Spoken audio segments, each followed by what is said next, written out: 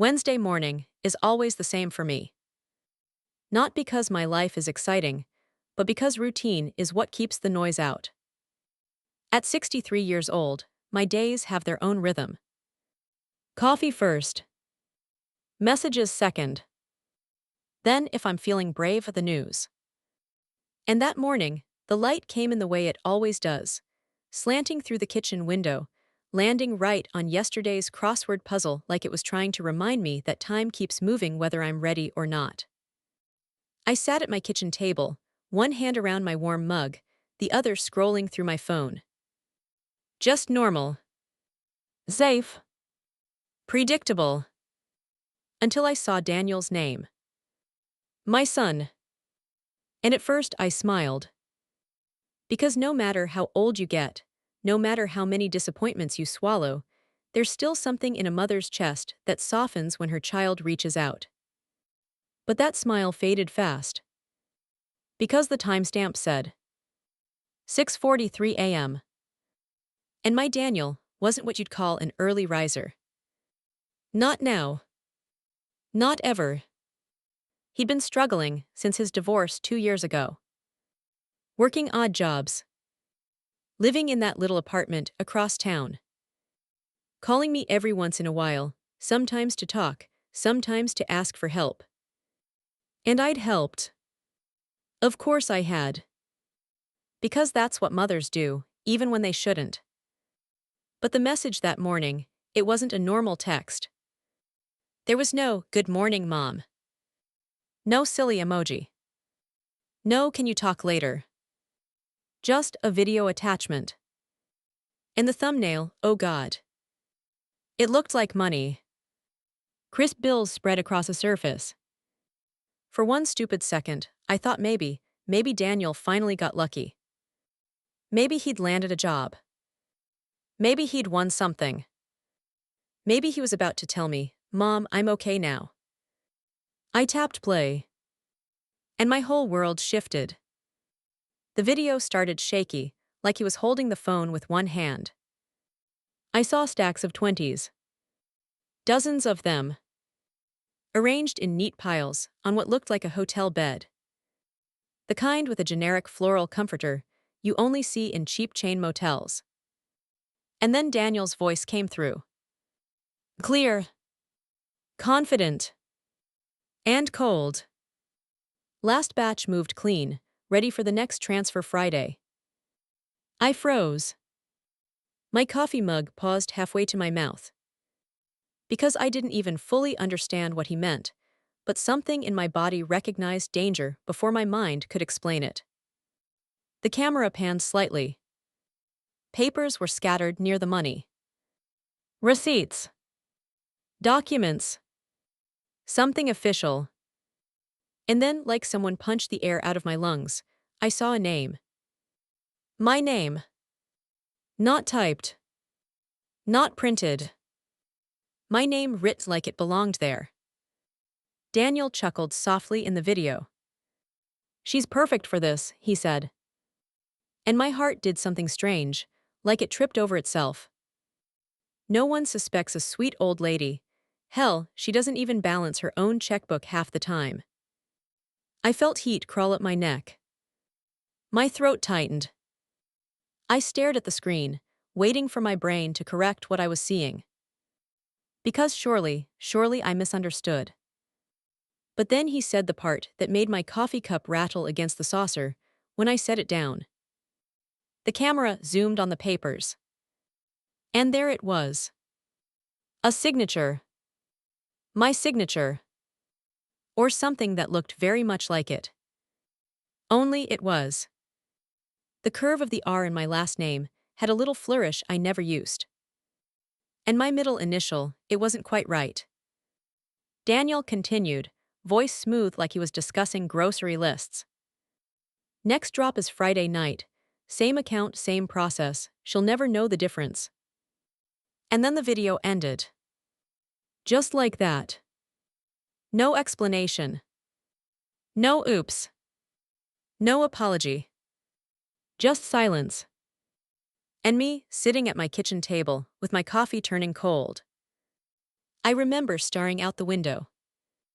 I remember watching a robin hop across my back deck, like the world wasn't collapsing in my lap.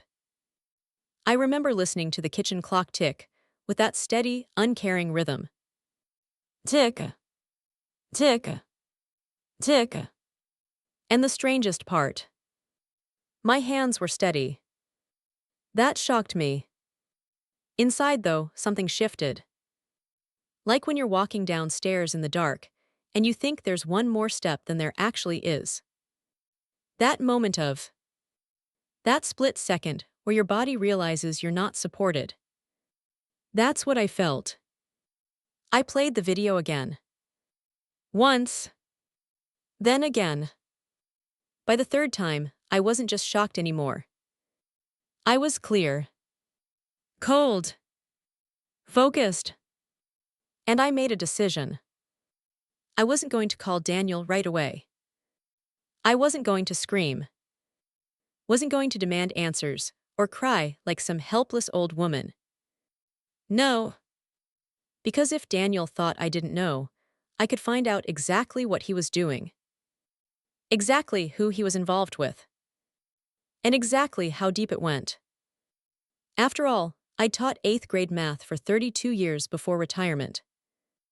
You don't survive a classroom full of teenagers without learning how to gather evidence before drawing conclusions. I just never imagined I'd have to investigate my own son. Before we continue, please leave a comment telling us where you're watching from and subscribe to the Never Too Old channel. We're building a community of incredible people who know the best chapters can happen at any age. Now back to the story. The first thing I did was walk to the little desk in the corner of my living room. I pulled out the shoebox where I kept my bank statements. Harold, my husband, used to handle all our finances before he passed away. But the last 4 years had forced me to pay attention. To become the kind of woman I never thought I needed to be. I spread the last 6 months of statements across the dining room table like I was grading papers. The afternoon sun poured through the window, bright and sharp. The kind of light that doesn't let you ignore details. And there they were. Deposits I'd noticed before, but never questioned closely. Labels like client refund, rebate processing, payment transfer. Amounts ranging from $3,000 to $8,000. Every few weeks. I swallowed hard. I had asked Daniel about them once or twice. He'd shrugged like it was nothing. Said he was doing a side business, helping people with online returns. It sounded plausible. At the time. Now I looked closer. And my stomach tightened when I noticed something I should have seen from the beginning. Every deposit was under $10,000. Every single one. Always under. Never over. You spend enough years watching students try to cheat on tests. You learn how patterns reveal intentions. And this was a pattern. It wasn't random. It was careful. Intentional. And then I saw the withdrawals. Transfers I didn't remember making. All processed electronically. All under the same threshold. And the dates matched up with the deposits, usually within a day. Money in. Money out. Like my account was nothing but a highway rest stop. I grabbed Harold's old magnifying glass, the one he used for his stamp collection. I leaned in close to examine the few paper transactions. Signatures that looked like mine. But not quite. Close enough to fool a teller. Close enough that I could understand how it happened. But wrong enough that it made my skin crawl. Then my phone buzzed on the table. A text from Daniel. Morning, Mom. Hope you're having a good day. Love you. I stared at those words. And something bitter rose in my throat. Because how do you read, love you, when you've just watched your child call you a fool on camera? How do you answer back like nothing happened? I didn't. I set the phone face down. And I kept going. The most recent deposit came from something called Distribution LLC, Cleveland, Ohio. I'd never heard of it. Never been to Cleveland. Never ordered anything that would justify a refund from Ohio. But there it was. $4,800 deposited last Tuesday. And the transfer out happened the next day. Same amount, minus a $50 processing fee. That $50 stayed behind like a tip. Like a reward.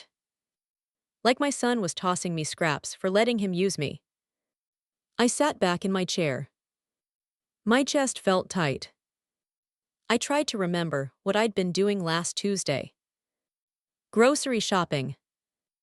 Lunch with my friend. A normal day. Certainly not authorizing a $5,000 transaction. That's when I noticed something else. Every deposit had a reference number. And the numbers followed a clean sequence.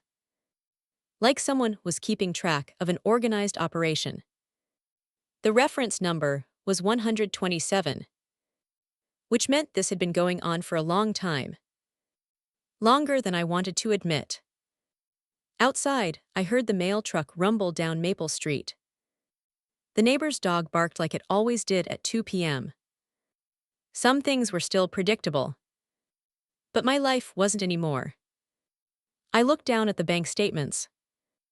And for the first time in my life, I felt something toward my own son that I hated myself for feeling. Not just disappointment. Not sadness. Not confusion. But something darker. Betrayal. And I realized then. Daniel hadn't just lied to me. He had used me. And whatever he was doing was going to ruin my life if I didn't stop it. But the question was, how do you stop your own son without him stopping you first? And the terrifying part. I was about to find out. I waited until Thursday afternoon to call Daniel. Not because I was afraid. Not exactly. But because timing matters. When you've spent decades managing 8th graders, you learn something important. Sometimes the most powerful move is what you don't say right away. If I called him immediately after that video, he'd know something was wrong. He'd get defensive. He'd shut down. Or worse. He'd cover his tracks. So I waited. I let the hours pass like nothing had happened. I made lunch. I watered my plants. I folded laundry. All while my stomach churned like I'd swallowed a stone. And when I finally called, I practiced my voice first. Light. Curious. Mildly confused. The same tone a mother uses when she's trying not to nag. Daniel answered on the second ring. Hey Mom, what's up? His voice sounded normal. Like he wasn't sitting on top of a criminal operation. Like he hadn't called me a sweet old lady who couldn't balance her own checkbook. Like he hadn't forged my signature. I forced myself to breathe slowly. Oh, nothing much, I said. I just got one of those alert emails from the bank. There was a tiny pause. Not long. Not dramatic. But long enough for my teacher instincts to wake up. A pause like a kid, realizing the principal knows something. Which alert? Daniel asked too quickly. I pressed forward, keeping my voice soft. Tuesday, I think, a few $1,000s from some company in Ohio.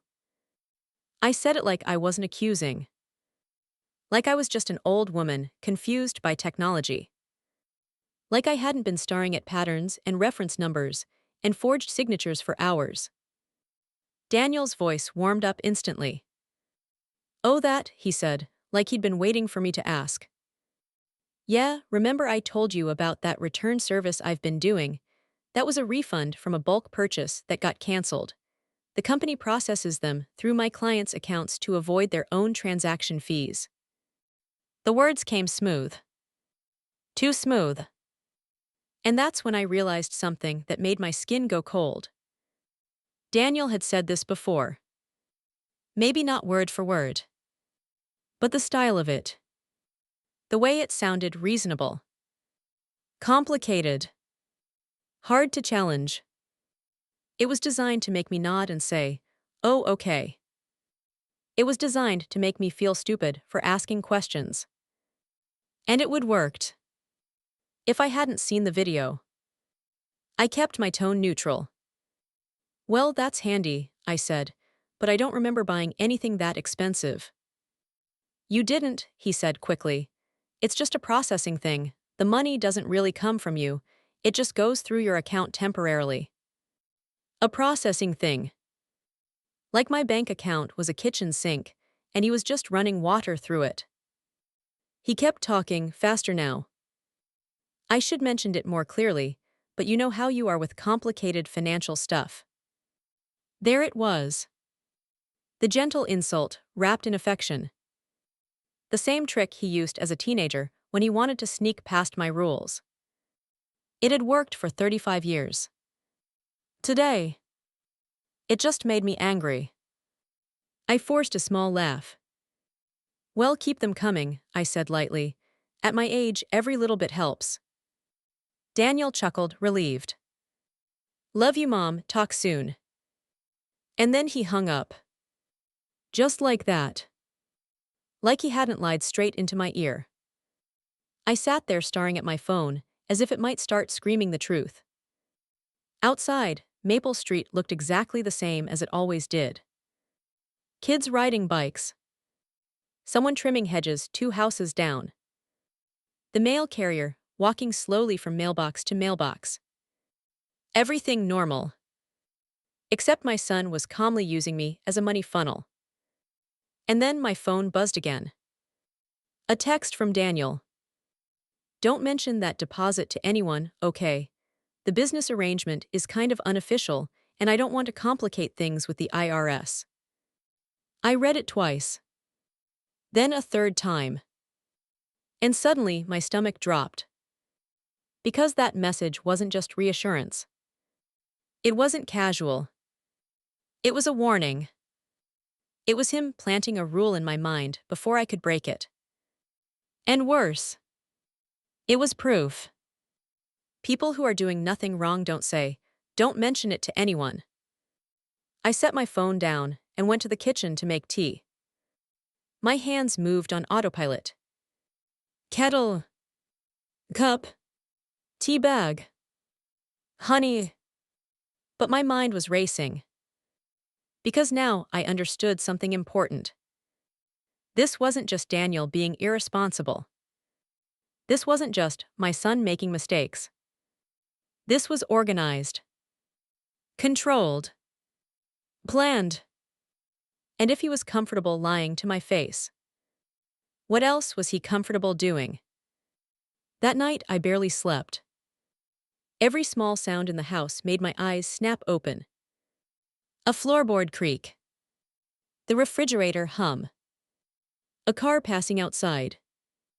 And at 3:12 a.m., I found myself standing at the living room window, looking out at my driveway like I expected Daniel to appear in the dark.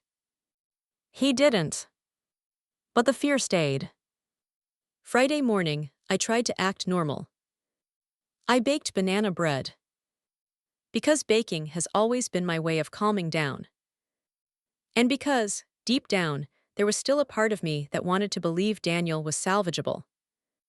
That he was just in trouble. That if I showed him love, he'd come clean. The smell of bananas and cinnamon filled my kitchen, warm and comforting. For a moment, it felt like the past. Like Harold was still alive. Like Daniel was still a kid, running in after school. Like my life wasn't sitting on the edge of a cliff. I wrapped the loaf in foil, got in my car, and drove to Daniel's apartment. I told myself it was just a visit. Just a mother checking in.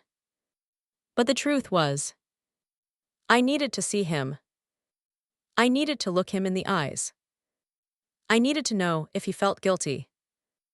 Or if he'd already become someone I didn't recognize. Daniel lived in one of those converted Victorian houses. Used to be beautiful, I'm sure. Before a landlord chopped it into beige little boxes. His car was in the driveway. An old, clean but tired. Not flashy. No obvious wealth. Which made it even scarier. Because it meant whatever money he was touching, he was hiding it. I knocked. He opened the door with damp hair, wearing jeans and a t-shirt. Mom, he blinked like he wasn't expecting me. What are you doing here? Banana bread, I said, holding it up like a peace offering. His face softened. Wow, that's sweet, come on in. His apartment was small but tidy. Couch, TV, little dining table. Normals. Except for one thing. An expensive laptop open on the table. And his phone buzzing constantly. Messages. Calls. Over and over. He tried to ignore it, but his eyes kept flicking toward it like it was a leash around his neck. Coffee, he asked. That would be nice. He walked into the kitchen, and I wandered toward the bookshelf with framed photos. Daniel at his wedding. Daniel at his college graduation. Harold holding baby Daniel. And that's when the phone buzzed again. Daniel called from the kitchen. Mom, could you grab that for me? If it's important, just let me know. I picked up the phone. And what I saw made me freeze. The caller ID wasn't a name. It wasn't a number. It was just M. One letter. Like a code. Like someone who didn't need a full identity. My heart pounded. I set the phone back down without answering. And the phone rang again. This time Daniel rushed out, wiping his hands on a towel. Sorry, he said quickly, snatching it up. I need to take this. He answered without even checking the screen. Yes. I stepped toward the window, pretending to look outside. But I listened. Every word. Yeah, the warehouse on North Side, Friday night. I felt my spine stiffen. Warehouse. North Side. Just like the bank deposit name. His voice was quiet and businesslike. She's in for this batch too, same amount as last time. My reflection in the glass looked pale. Wide-eyed. I wanted to scream. But I didn't move. Yeah, everything's clean on this end, Daniel said. She doesn't suspect anything. A pause. Then, yeah, I'm sure, same as always. The coffee maker beeped in the kitchen. Daniel ended the call fast. Right, see you tonight. He turned back toward me like a switch flipped. His smile returned. Warms. Easy. Familiar. The smile that used to melt my anger when he was 5 years old. Sorry about that, he said. Work stuff. Work? He called it work. As if laundering money was just a job like any other. He set my coffee mug down. How's the coffee? I picked it up, needing something to steady my hands. Perfect, I said softly. But inside, I was shaking. Because now I had something I didn't have before. A location. A schedule. Friday night, Northside Warehouse. And the terrifying truth that Daniel was involved with people who didn't just steal money. They planned. They moved in patterns. They spoke in codes. And they were using me.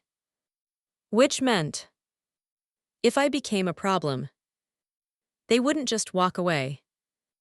And neither would my son. I didn't drive straight home after leaving Daniel's apartment. I couldn't. My hands were gripping the steering wheel, so tightly, my knuckles looked pale in the sunlight. My heart was still pounding like I'd just run up 3 flights of stairs. And the worst part, Daniel had looked so normal, so familiar, like the same boy who used to beg me for extra dessert after dinner. Like the same teenager who rolled his eyes when I reminded him to do his homework. Like the same man who cried in my arms the day his wife left. But behind that smile, there was someone else now.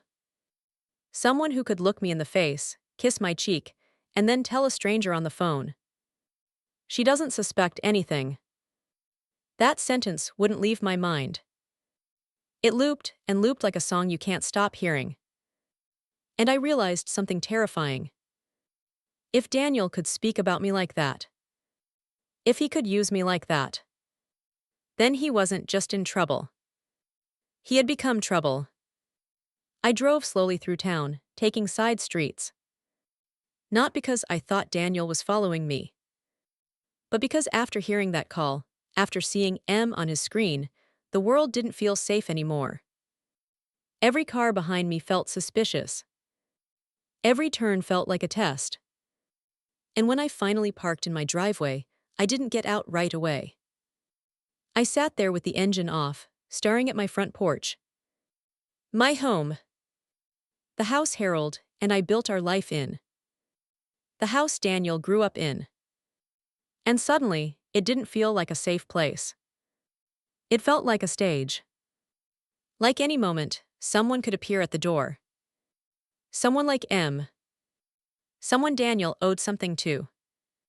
Someone who didn't care that I was an old woman with a banana bread recipe and arthritis in my fingers. I went inside anyway. Locked the door. Checked the windows. Then sat at my kitchen table again. The same table where this started. The same table where I'd watched that video. And I spread out the bank statements again, but this time, I wasn't just looking at numbers. I was looking at the trap I'd been living in. Money in. Money out. Under 10,000. Over and over. A careful rhythm. A criminal rhythm. And I kept thinking, if the bank notices this, what happens to me? Would they assume I was involved? Would they think I was helping my son? Would they think I was laundering money willingly? I imagined police cars in my driveway. Handcuffs. Neighbors watching through their curtains. The shame of it. The humiliation. The way people would whisper at church. And I felt something twist inside me. Not just fear, but anger. Because Daniel wasn't just putting himself at risk. He was putting me at risk. Using my clean reputation like a shield. And suddenly, I knew I needed someone else. Someone who understood banks. Someone who understood patterns. Someone who could tell me what I was actually facing. There was only one person I trusted for that. My best friend for almost 30 years. She'd been the manager at First National Bank for 27 years before retirement. If anyone could look at these statements and tell me what was happening, it was her. I called her that same evening. She answered on the first ring like she always did. "Ruth, you okay?" Her voice had that calm warmth that always made me feel like I wasn't alone in the world. I said, and my voice cracked before I could stop it. That's when she knew. "Ruth, what's wrong?" "I need you to look at something," I said. "Tonight, please." There was a pause. Not because she didn't want to help, but because she knew me well enough to understand that I don't ask for urgent favors unless something is deeply wrong. "All right," she said quietly, "come over." Lived in a tidy little ranch house on the quiet side of town. The kind of place where the lawn was always perfectly edged, and the mailbox got a fresh coat of paint every spring. Her porch light was already on when I pulled in. She opened the door before I even knocked. And the moment she saw my face, she reached out and grabbed my hand. "Oh, honey," she whispered, "come in." The smell of coffee greeted me immediately. Always brewed coffee when she was nervous. I followed her into her kitchen, and she motioned toward the table like it was a courtroom. I pulled out the folder of bank statements and spread them across her table the same way I'd done at home. "I need you to tell me what you see," I said. Sat down, put on her glasses, and leaned in. Her finger traced the deposits. Then the withdrawals. Then the pattern. She went quiet. So quiet I could hear the ticking of her wall clock. I watched her expression change as she studied the numbers. At first, confusion. Then concern. Then finally, fear. "Ruth," she said slowly, looking up. My stomach tightened. "Where did you get these?" "They're mine," I said, "my account." Blinked like she didn't want to believe me. "These are your transactions." "That's what I'm trying to figure out," I whispered. And then I told her everything. The video. Daniel's voice. The hotel bed stacked with cash. The papers with my name. The forged signature. The phone call. The warehouse on North Side. Didn't interrupt once. She listened with that same face she used to make when she caught a teller making a mistake. The face that said, "This is serious." When I finally finished, leaned back in her chair and rubbed her forehead. "Oh, honey," she murmured. I held my breath. "How bad is it?" I asked. S eyes met mine. And the answer she gave me changed everything. "This is classic money laundering," she said. The words hit me like a slap. I stared at her. "Money laundering," I repeated, like maybe if I said it out loud it would sound ridiculous. But it didn't. It sounded real. Pointed to the deposits. "See these amounts, always under 10,000, that's not an accident." I swallowed. "Why?" "Because anything over 10,000 gets flagged automatically," she said. She tapped the paper harder. "They're keeping it under the threshold to avoid federal reporting requirements." My throat went dry. Pointed to the timing. "Money in, money out within 24 hours. That's a pass-through account." I stared at the paper like it might bite me. "What does that mean?" "It means your account is being used like a tunnel," she said grimly. "Money goes in, money goes out, and your name stays attached to it. That's how criminals clean dirty money." Dirty money. My hands started trembling. "What does it mean for me?" I asked. Hesitated. That hesitation told me everything before she spoke. "Legally," she said carefully, "if the authorities find out, you could be implicated." I felt my whole body go cold. "But I didn't authorize those transfers," I whispered. "I didn't sign those papers." Nodded, but her eyes stayed serious. "I know, Ruth, but can you prove it?" I opened my mouth, but no words came out. "Because how do you prove something you didn't know existed?" Leaned forward. "Banks are required to report suspicious activity," she said softly. "And this pattern, this would definitely qualify. If someone at your bank notices, the report goes out, and then investigators start asking questions." I felt like I couldn't breathe. "And if they ask, they won't care that you didn't know." Shook her head slowly. "They'll care about what they can prove," she said. "And right now, your name is on those transactions." I looked down. I had been so focused on Daniel's betrayal. I hadn't fully understood that he wasn't just using me. He was setting me up. I felt tears sting my eyes, but I forced them back. Because crying wouldn't save me. "What should I do?" I whispered. Was quiet for a moment. Then she said something that made my chest tighten again. "You need proof that you weren't a willing participant," she said.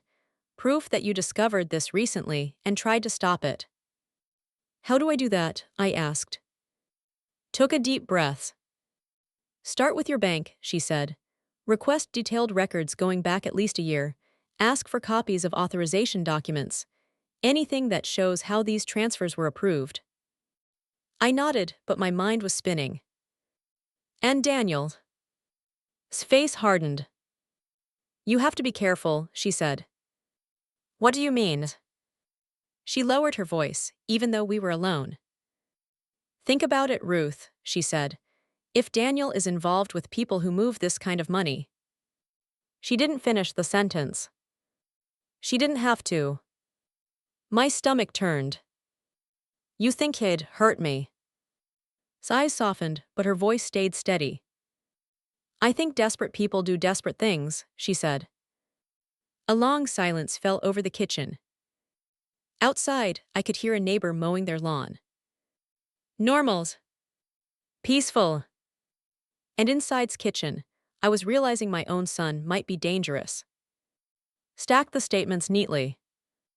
Ruth, she said, gripping my hand, this isn't just about money. This is about survival now. Survival. That word made everything feel heavier. Because it meant one thing.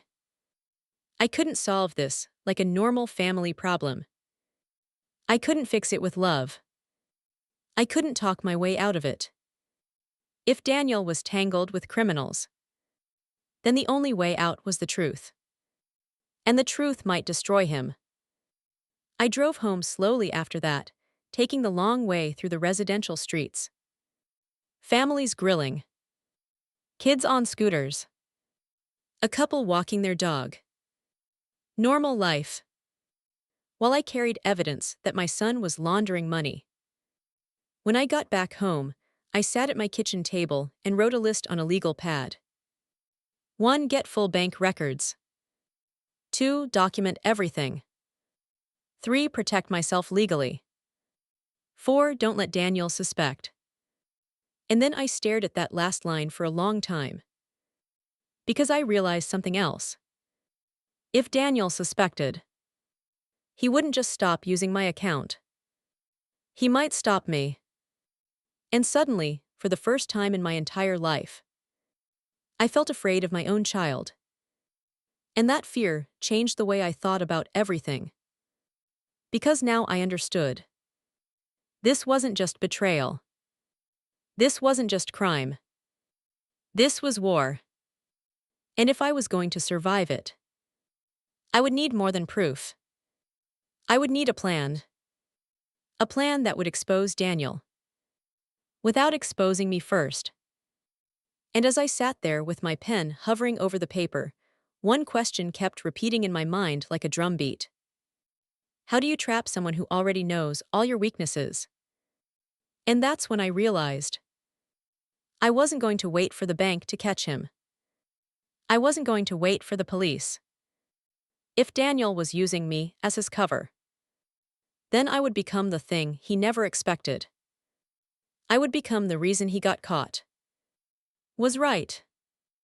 I didn't have the luxury of waiting. Because once you see something like that video, once you hear your own son speak about you like you're nothing but a tool, you can't pretend anymore. You can't unknow it. And the longer I waited, the more time Daniel had to cover his tracks.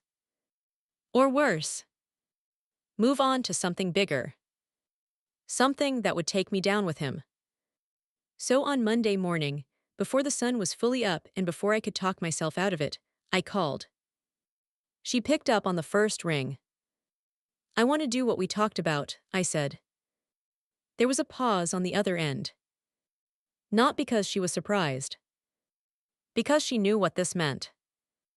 Once I said those words, there was no going back. Are you sure, Ruth? She asked quietly. I looked out my kitchen window at Maple Street. Cars passing. A dog barking. Normal life happening like nothing was wrong. And then I remembered the way Daniel had stared at me on Sunday night, the way his hand had rested on my shoulder a second too long, like a warning. I'm sure, I said, especially after what happened yesterday. Exhaled slowly. All right, she said. I have a contact at the bank who owes me a favor, someone I trust. My stomach tightened. A contact, I repeated. Yes, she said. But Ruth, this needs to be handled carefully. The wrong move and the bank freezes your account, or worse, they think you are part of this. That word again. You. The idea that I could be treated like a criminal because my son used my name. It made me feel sick. Continued. I'm going to arrange for a monitored account, she said. A special setup, it will track everything. Every transfer, every login, every digital signature, every device used to access it. I swallowed. You can do that. Yes, she said, but only if we have a reason, and only if you cooperate the right way. What's the reason? I asked. His voice sharpened. Fraud, she said. Identity abuse. That's what this is. And Ruth, the safest way to protect yourself is to make it clear you're the victim. Victim. It tasted bitter. But it was the truth. I had been trusting. I had been. And Daniel had used that like a weapon. Okay, I said, tell me what to do. His tone shifted into something practical, like she was back behind the bank counter, running numbers. First, you're going to request full records, she said. At least a year back. Ideally, two. We need every deposit, every withdrawal, every document attached. I nodded even though she couldn't see me. And second, she continued, we're going to give Daniel exactly what he wants. My hand froze on the phone. What? I whispered. Lowered her voice. We're going to bait him, she said. My stomach dropped. With what? With money, she said simply. I stared at the wall. Ruth, listen, she said firmly. People like Daniel, people who start moving money under 10,000, do it because they think they're smarter than everyone. They think rules don't apply to them, and they get careless when they think they're winning. I could hear her shifting something on her table, papers maybe. We need him to make a mistake, she said. A documented mistake, a clear one. And how do we do that? I asked, my voice barely above a whisper. Took a breath. We offer him a large amount, she said. The word large hit me hard.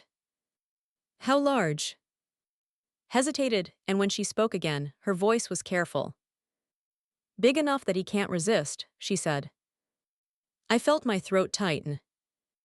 That's risky, I said, if I give him a large amount. It's not about giving, she interrupted gently. It's about tracking. The money will be marked and logged. If he uses it in his operation, it becomes evidence. Evidence. Proof. The thing I needed to survive this. I stared at my wedding photo on the shelf, Harold smiling at the camera like the world was safe. What if he doesn't use it? I asked. Was quiet. If he doesn't, she said softly, then maybe you're wrong. Maybe he's not as deep as you think. But even as she said it, we both knew. I wasn't wrong. Not after the video. Not after the warehouse call. Not after M. My hands were shaking now. How much? I asked again. Didn't answer right away. Then she said it. 15,000. I almost dropped the phone.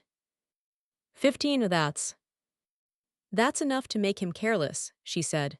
And if he launders it, it ties him directly to the larger operation, especially if law enforcement is already watching them. Law enforcement. The word made my stomach twist. You think the police are already watching, I whispered. Didn't respond instantly. Then she said, Ruth, operations like this don't exist without attention. Banks notice. Systems flag patterns. The question isn't if someone is watching. The question is when they move. A chill ran down my back. Because suddenly I realized. Maybe I wasn't the only one investigating Daniel. Maybe something bigger was already happening. And maybe I was stepping into the middle of it. But what choice did I have? If I did nothing, I could lose everything. My savings, my reputation, my freedom, my life. So I swallowed and forced the words out. Okay, I said, we do it. Her voice softened. All right, she said, we'll move quickly. Over the next 2 days, I lived like I was acting in my own life. On the outside, I was normal Ruth. I watered my plants. I went grocery shopping. I smiled at neighbors. I even went to my book club meeting, nodding along while a woman named complained about how the ending of the novel was too sad. If only she knew what sad really looked like. Inside, though, I was calculating, planning, watching. Every time my phone buzzed, my heart jumped. Every time a car slowed near my house, I looked through the curtains. By Wednesday afternoon called. It's ready, she said. My stomach clenched. What's ready? The monitored account, she said. It looks like your normal one, but it's being tracked. Every move Daniel makes will leave a trail. My heart hammered. And the money? Her voice lowered. My contact prepared it, she said. Bills photographed, serial numbers logged, everything documented. The idea of holding marked bills felt unreal. Like something from a crime show. Except it was my life. And my son. Continued. Now, Ruth, the hardest part is your acting. What do you mean? I asked. You have to sound believable, she said. You have to sound like you're still his mother, the trusting one, the one he thinks he can use. That hurt. Because even after everything, I was still his mother. And pretending to be weak was going to break something inside me. But was right. If Daniel smelled suspicion, this would all collapse. So I practiced. In the mirror. I practiced smiling. I practiced my warm voice. I practiced concern. I practiced guilt. The motherhood voice I'd perfected for decades. By Wednesday evening, I was ready. And Thursday morning, I made the call. Daniel answered, sounding tired. Hey, Mom. I took a breath. And I used that voice. The one that always softened him. I've been thinking, I said, about what you told me at lunch, about buying a house, about how hard things have been since the divorce. Daniel went quiet. I could almost hear him listening closer. Waiting. I paused like I was choosing my words carefully. I want to help, I said, not just a few hundred here and there, but real help. His breath caught on the other end. Mom, you don't have to. I want to, I said firmly. Your father left me more than I need, and what's the point of having it if I can't help my own son? There was a silence, so long I thought the call dropped. Then Daniel spoke. His voice was soft. Almost emotional. How much are you talking? And I knew right then. He was already thinking about where it would go. How fast it could move. How it could disappear. I swallowed. 15,000, I said. His breath came out like a shaky exhale. That's incredibly generous, he said. And for a second, just 1 second, I heard something like the old Daniel. The grateful son. The boy who used to call me when he had a bad dream. But then his voice changed. Not dramatically. Just slightly. A small edge of urgency slipped in. When can I get it? There it was. The hook. The hunger. And suddenly, I realized something that made my stomach twist again. Daniel didn't even ask why. He didn't ask if I was sure. Not really. He just wanted to know when he could touch it. Because to him, money wasn't something you earned. It was something you moved. Used. And I had just placed a huge piece of bait in the water. I forced my voice to stay warm. We can meet tomorrow, I said. At that coffee place downtown, I'll have it ready. Daniel didn't hesitate. Okay, he said quickly. Yeah, tomorrow's good. Then he added, softer. Thanks, Mom, you have no idea what this means. When we hung up, I sat there staring at my phone. My hands were shaking. Because tomorrow, I was going to hand my son $15,000. Marked bills. A trap wrapped in love. And the scary part. I didn't know who I was more afraid of. The criminals behind Daniel. Or Daniel himself. Because if he realized I was setting him up, he wouldn't just be angry. He would be desperate. And desperate people do things you never expect. Thursday morning came too fast. I barely slept the night before. Every time I closed my eyes, I saw that video again. The stacks of bills on a hotel bed, my name on papers that weren't mine, Daniel's voice saying, "She'll never know the difference." But now I did know. And in a few hours, I was going to sit across from my own son and hand him $15,000 like I was just being a generous mother. I stood in front of my bedroom mirror, buttoning a soft beige cardigan like I was getting ready for church. I chose my outfit carefully. Nothing flashy. Nothing that screamed, something is happening. Just normal Ruth. A woman who looked like she'd never raised her voice in her entire life. Because that's what Daniel needed to believe. That I was still the same easy target. The sweet old lady. The one who didn't balance her own checkbook. Before I left, I opened Harold's closet safe. My hands trembled slightly as I pulled out the envelope. Inside were the bills. Crisp. Neatly stacked. And every single one photographed and logged by bank contact. The serial numbers were written down somewhere in a folder I wasn't even allowed to see. That part was handled. All I had to do was deliver. I slipped the envelope into my purse like it was no different than a grocery list. Then I picked up my phone. Had instructed me to record everything. Not obviously. Not like some dramatic spy.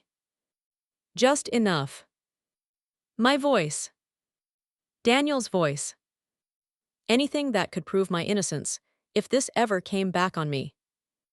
So I started a voice memo before leaving the house and tucked my phone deep into the side pocket of my purse. The tiny red recording dot stared back at me like a heartbeat. And then I left. The coffee shop downtown was the kind of place young people loved. Exposed brick walls.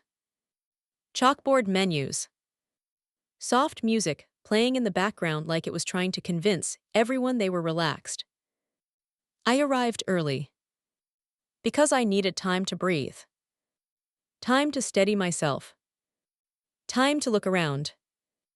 Time to make sure I wasn't being watched. But even as I thought that, I knew I probably was. Because people like Daniel didn't move money alone.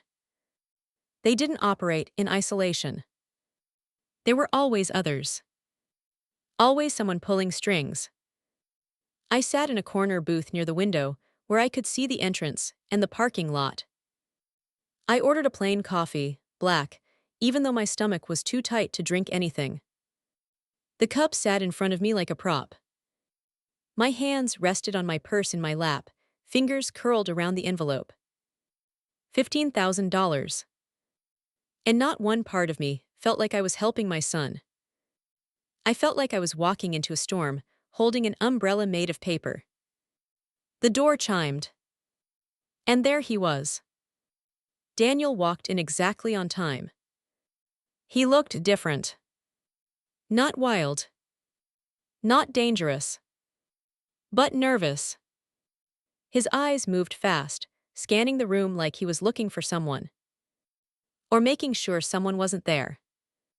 He spotted me and forced a smile. "Hey Mom," he said, sliding into the booth across from me. But his smile didn't reach his eyes. His foot bounced under the table.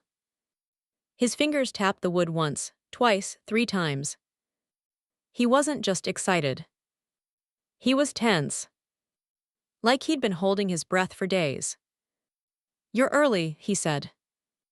"So are you," I replied gently, trying to sound casual. He laughed, but it was thin. "Yes, lot going on."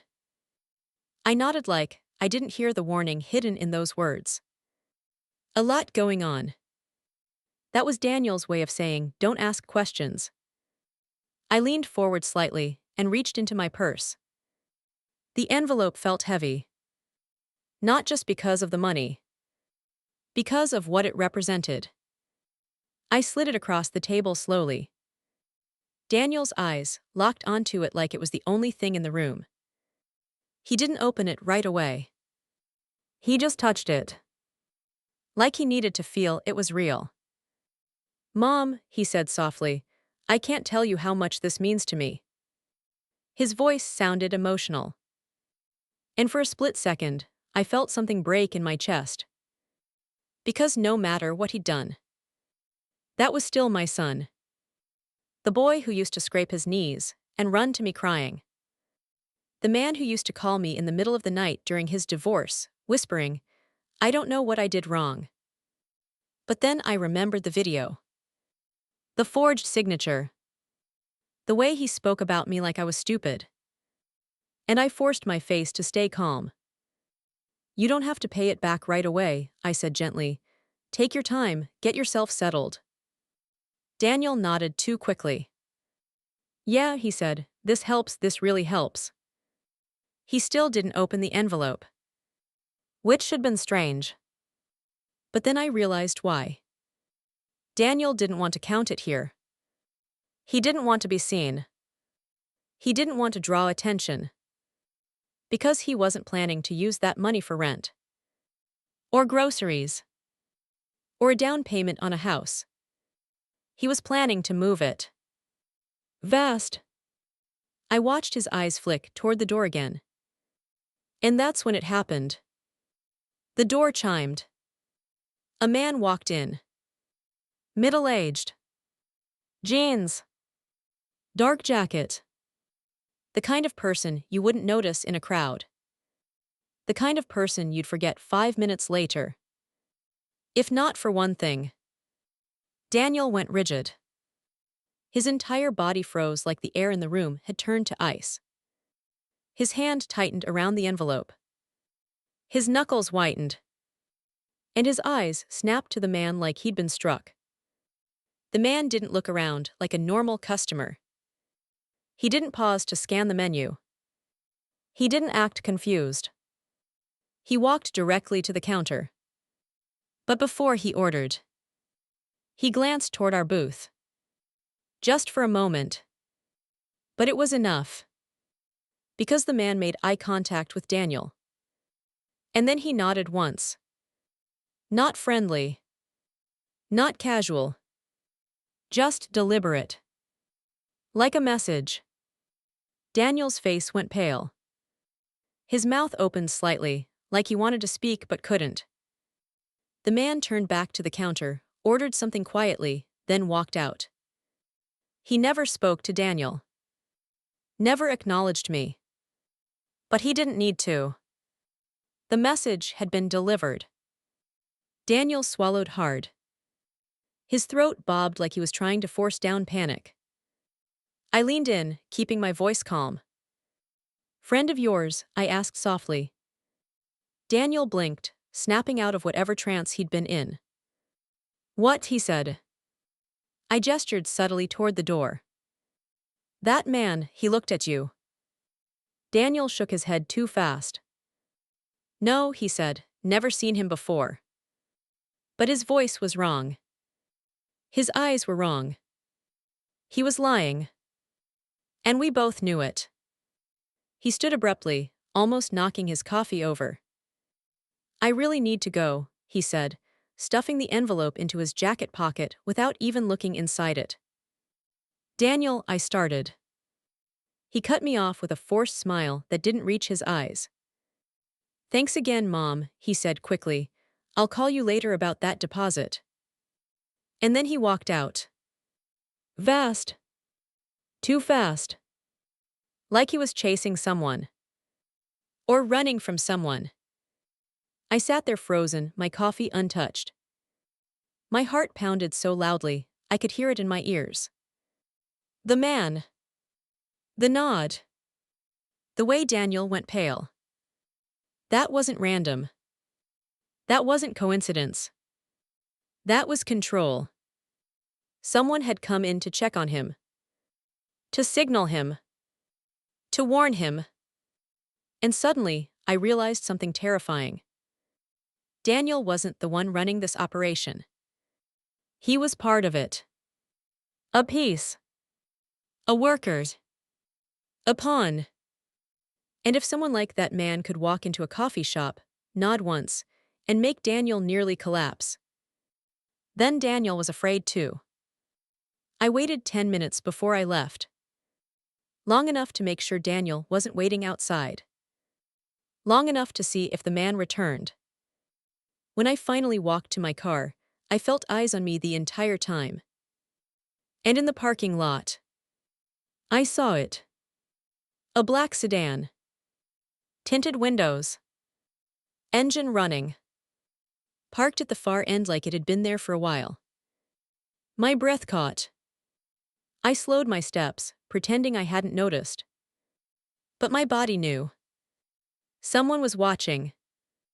I unlocked my car, got in quickly, and locked the doors. As I pulled out, I glanced in my mirror. The sedan stayed still for a moment. Then, it pulled out too. My stomach dropped. I turned right. It turned right. I turned left.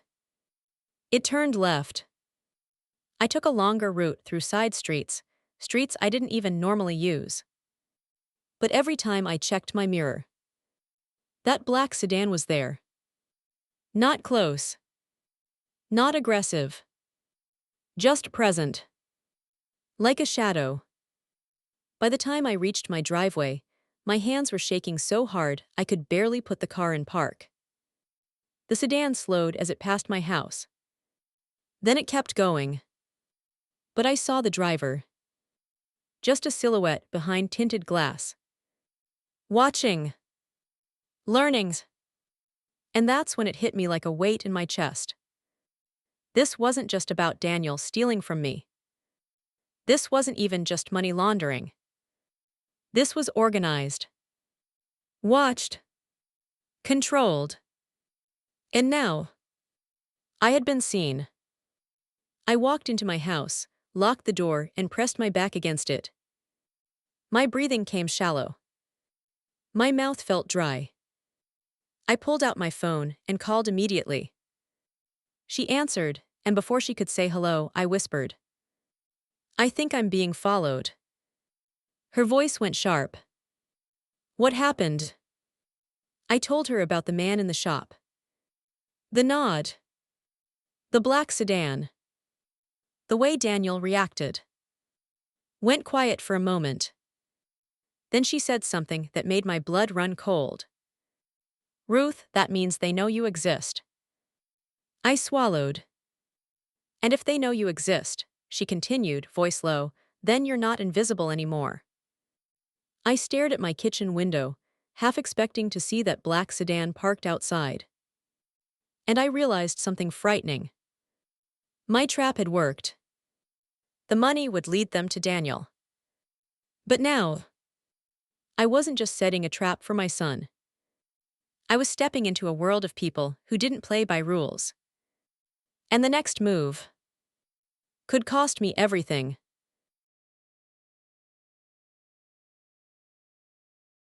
I didn't sleep Thursday night. Not even for a minute. I tried. I lay in bed with the covers pulled up to my chin like I was a child again, listening to the familiar sounds of my house. The heater clicking on and off. The wind tapping the bare branches against the window. The refrigerator hum drifting down the hallway. Normal sounds. Comforting sounds. Except now, every normal sound felt like a trick. Like my own home was pretending to be safe. And I kept thinking about that black sedan. The tinted windows. The way it followed me like a shadow. The way it slowed down in front of my house, like it was memorizing my address. I told myself I was being paranoid. That I was an old woman who'd watched too many crime shows. But deep down, I knew the truth. People don't follow someone by accident.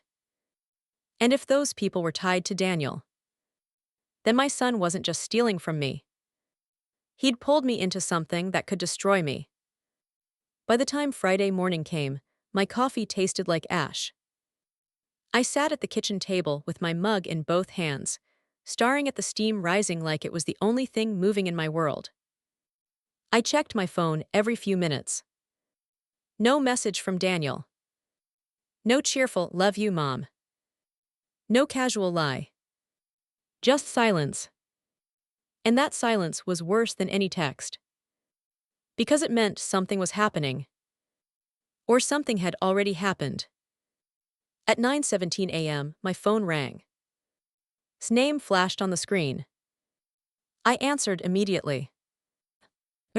Her voice came through tight and urgent. "Ruth," she said, skipping any greeting, "sit down." I was already sitting, but my stomach still dropped. "What is it?" I asked. Exhaled. "The marked bills," she said. My hands tightened around the mug. "What about them?" "They've surfaced," she said. I felt the room tilt. "Where?" I whispered. Didn't hesitate. "A raid," she said. "Last night, police hit a warehouse operation on the north side of town." The words hit me like a physical force. Warehouse. North side.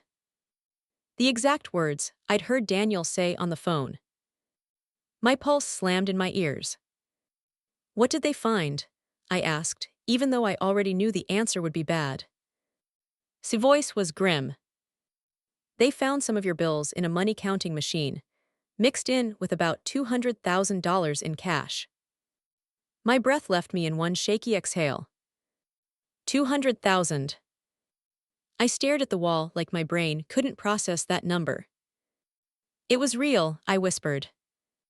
Didn't respond. She didn't need to. Because the silence said everything. This wasn't a misunderstanding. This was Daniel doing something shady but harmless. This was organized crime. This was the kind of thing the news talks about in hushed voices. This was the kind of thing that ends with people disappearing. My coffee mug rattled slightly when I set it down. So I swallowed hard. "They have proof." His voice softened just a little. "They have proof the money you gave Daniel went directly into a laundering operation," she said. Then she added something that made my stomach twist. "The kind that processes cash for drug dealers and other groups." I closed my eyes. Drug dealers. Organized crime. That black sedan. The man in the coffee shop. It all clicked together like puzzle pieces I didn't want to see. My throat went dry. "What about me?" I asked. Paused. And my heart hammered because I could hear her choosing her words carefully.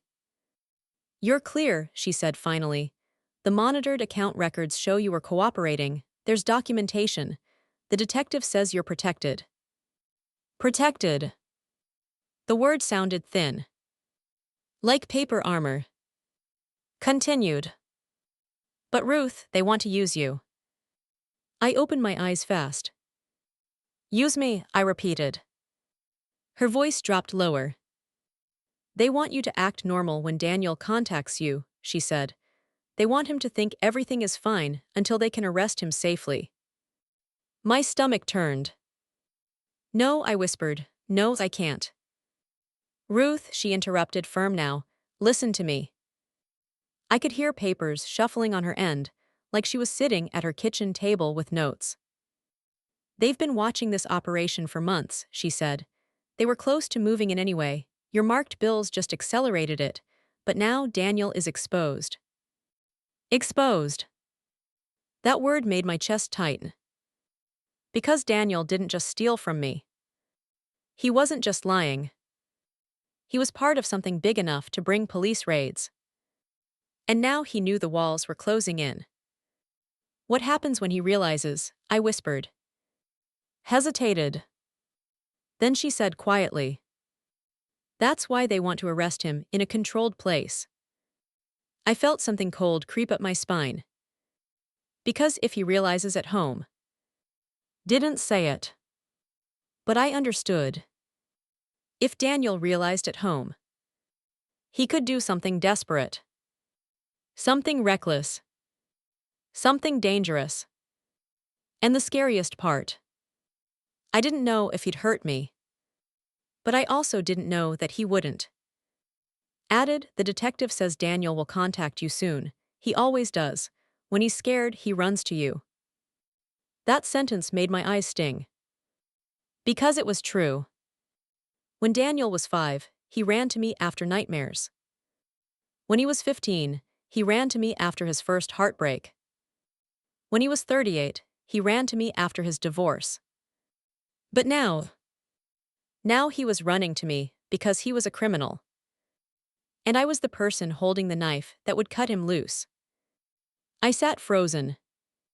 The kitchen felt too quiet. The sunlight on the table felt wrong. Like the world shouldn't look so normal when something this horrible was happening. His voice softened again. You don't have to do it, she said. But Ruth, if you don't, he might run. I closed my eyes. I imagined Daniel disappearing. Leaving town.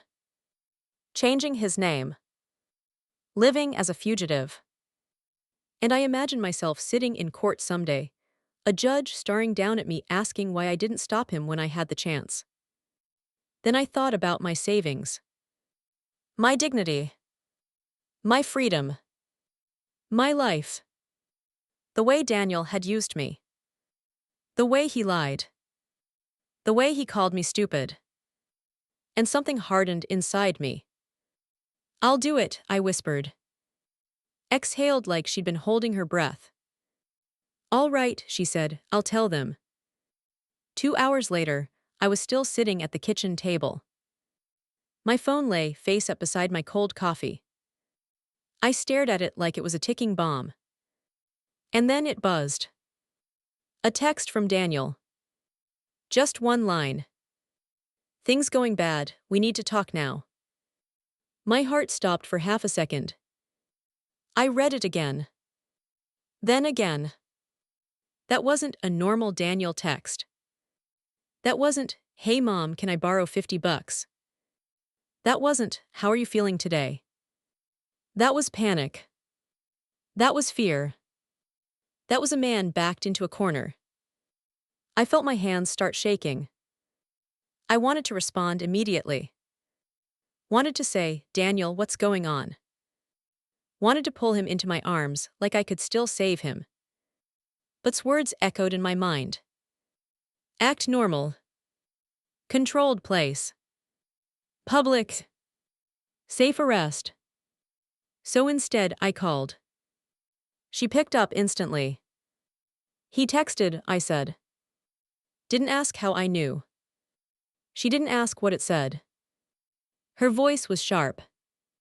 What did he say? I read it to her. Went quiet for a moment. Then she said something that made my stomach twist. He knows, she said softly. What? I whispered. That's not how Daniel asks for things, she said. That's how someone sounds when they're scared out of his mind. Someone who thinks the floor is falling out from under him. I swallowed. So what do I do? His voice shifted into action. Don't respond yet, she said. Let me call my contact. 20 minutes later, called back. They want you to suggest meeting at Miller's Park, she said. Downtown, by the pavilion. My stomach tightened. A park, I whispered. It's public, she said. There will be people around. Officers can position themselves. It's the safest option. I looked at my wedding photo again. Harold smiling. Daniel as a boy beside him. A family frozen in time. My voice shook. What if Daniel is dangerous now? Didn't sugarcoat it. What if he realizes you're the reason this happened? She asked quietly. I couldn't answer. Because the truth was, I didn't know. I only knew Daniel as my son. But the man who forged my signature. The man who talked about me like I was a tool. The man who was terrified of a stranger nodding at him. That man wasn't the boy I raised. His voice softened. You don't have to do this, she said. But if you don't, he runs. And if he runs, you may never get your life back. I stared at Daniel's text. Things going bad. We need to talk now. And I realized something sad. Daniel wasn't asking to talk because he missed me. He wasn't reaching out because he loved me. He was reaching out because he needed something. Even now. Even after everything. But this time, I wasn't going to be his shield. I typed back slowly, forcing my hands to steady. Miller's Park, 1 hour by the pavilion. His response came immediately. Okay. One word. No heart emoji. No love you. Just okay. Like this was business too. I set the phone down. And for the first time, I understood what real bravery felt like. Not heroic. Not glamorous. Not like the movies. It felt like fear. It felt like dread. It felt like walking towards something you don't want to face. Because the alternative is worse. And as I stood up to get dressed, one thought kept echoing in my mind. This isn't just a meeting. This is the moment a mother becomes something else. This is the moment Daniel finds out. His sweet old lady wasn't as blind as he thought. I drove to Miller's Park like I was driving to my own execution. That sounds dramatic, I know. But when your own child might be dangerous, when your own son might be tied to people who follow you in black sedans, your nervous system doesn't care about logic. It just screams one thing. Run. But I didn't run. I couldn't. Because if I ran, Daniel would run too. And then I would spend the rest of my life looking over my shoulder, wondering when the past would catch up and drag me down. So I did what mothers do, even when it breaks them. I showed up. I parked at the far edge of the lot and sat in my car for a moment, forcing myself to breathe. His contact had given me a small microphone that clipped to the inside of my cardigan. It was hidden. But I could still feel it, like a tiny weight pressing against my skin. My phone was recording again, tucked in my purse. I checked my reflection in the mirror. My face looked calm. But my eyes looked like I was already grieving. The park was busier than I expected for a Friday afternoon. Families with strollers. Teenagers throwing a frisbee. Joggers with earbuds in. People walking dogs. Normal people living normal lives. And that should have comforted me. But it didn't. Because it meant Daniel could blend in. And so could the people watching him. I got out of my car and walked toward the pavilion, my legs moving like they belonged to someone else. Every step felt heavy. Like the air itself was thick. Then I saw him. Daniel was already there, sitting on a bench near the pavilion, hunched forward with his elbows on his knees. He looked awful. Pale. Unshaven. wearing the same clothes from yesterday like he hadn't slept. When he saw me, he stood up quickly, almost stumbling, and rushed toward me. "Mom," he said, voice cracking, "thank God you're here." For a second, just one, my heart almost broke for him. Because he looked like a frightened child. Not like a criminal. Not like the man in that video. But then I remembered the warehouse raid. The marked bills. The months of forged signatures. And I reminded myself. This fear wasn't because he regretted what he did. This fear was because he got caught. I forced myself to stay calm. "Daniel," I said gently, like I didn't know anything, "what's going on?" He grabbed my hands, gripping them too tightly. His palms were sweaty. His fingers trembled. "Everything's falling apart," he whispered. "Everything." He pulled me toward the bench and sat down, dragging me with him. He sat close, too close, like he wanted to block me from anyone watching. Like he wanted control. I sat stiffly, my heart hammering. "What do you mean?" I asked softly. Daniel shook his head, eyes darting around the park. "The people I work with," he whispered. "They're not normal, Mom, they're not safe." A chill went through me.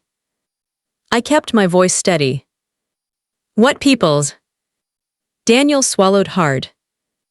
"Look," he said, "I don't have time to explain everything, okay? I just need you to listen." His eyes met mine. And in them, I saw something I had never seen before. Not just fear. Suspicion. Like he was studying me. Me, his mother. That alone made my stomach twist. "What happened?" I asked. Daniel's jaw clenched. "That money you gave me," he said slowly. My chest tightened. "What about it?" His eyes narrowed. "It was marked."